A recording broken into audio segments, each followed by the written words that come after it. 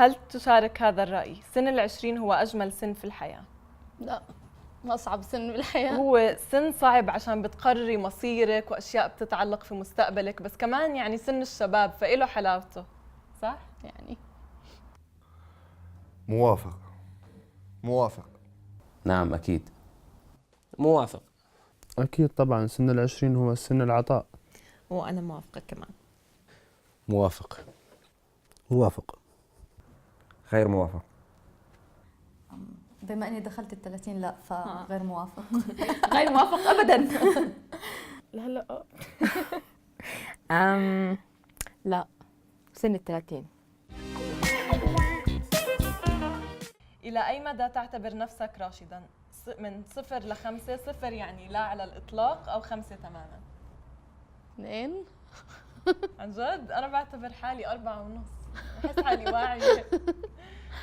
4 يعني أكثر من النص، وأنا 4. 3 من 5. 3. 4 من 5. 4. أنا بعتبر نفسي راشدة 5 على 5. 4. 4 من 5. 4. انا تماما مش عارف الصراحة، يمكن 4 بعطي من 5 عشان أنا بستنى كمان. تعطي 5 من 5؟ لا مو 5، يعني صعب اقول 5. 4. بالنص. أنا بالنسبة لي أكيد تماما. أن تكون شخصاً راشداً اليوم يعني أن تسكن خارج منزل والديك، أن لا تعتمد مادياً على والديك، أن تكون رزيناً ومسؤولاً، أن تتزوج وتنجب أطفالاً، أن تكمل دراستك، أو أن تشتغل في عمل مستقر.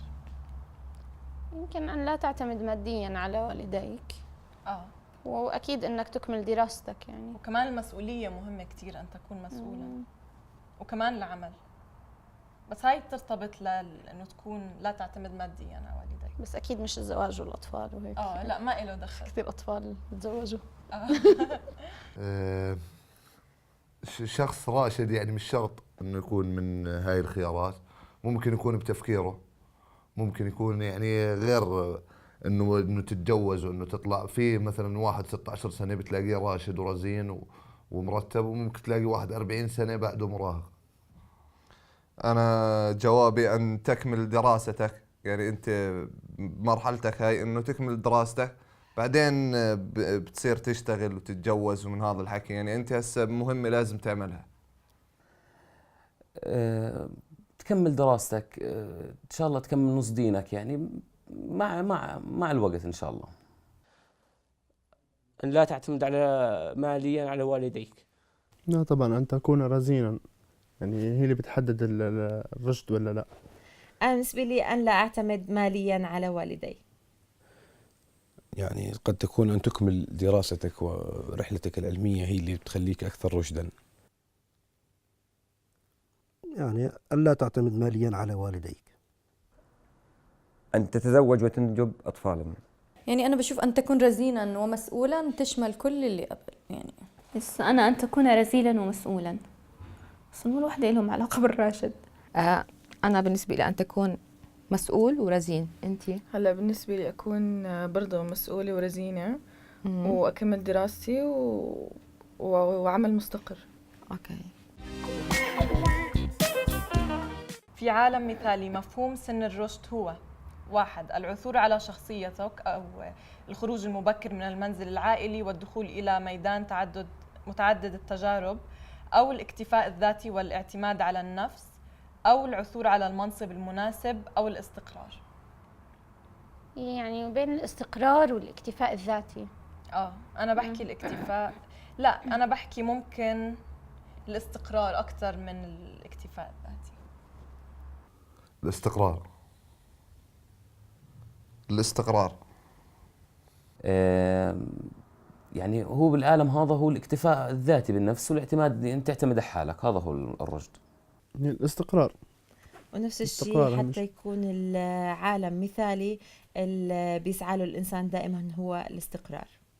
يعني أنا بعتقد أن كل الخيارات متشابهة نوعا ما، لكن قد يكون الاكتفاء والاعتماد على النفس وخلق ابتكار وإبداع من نفس الإنسان هو أفضل شيء بالعالم المثالي وبالعالم الأفضل. فبختار إجابة يعني قد تكون الثانية والرابعة، الاستقرار والاكتفاء الذاتي، لكن برجح عليها الاكتفاء الذاتي، وأن تكون قادر وأن تكون جزء من هذا المجتمع، فهذا شيء جدا عظيم.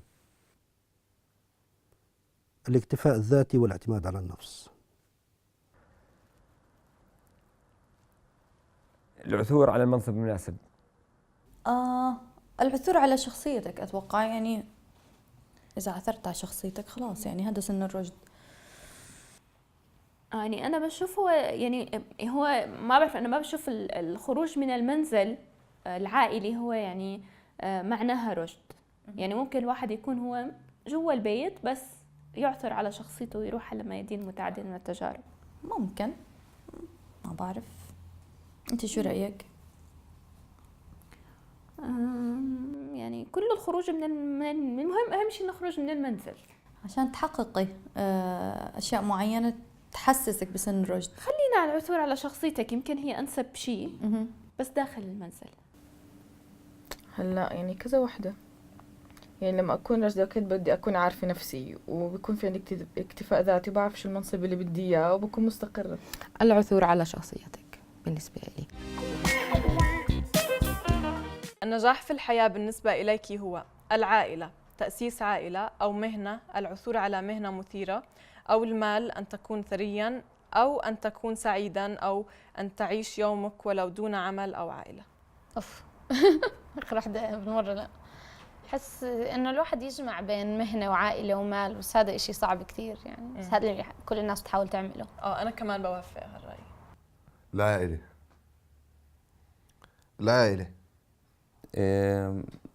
ممكن يكون عائلة وممكن مال، يعني جميع في كثير أشياء ممكن تخليك إنه ناجح صراحة.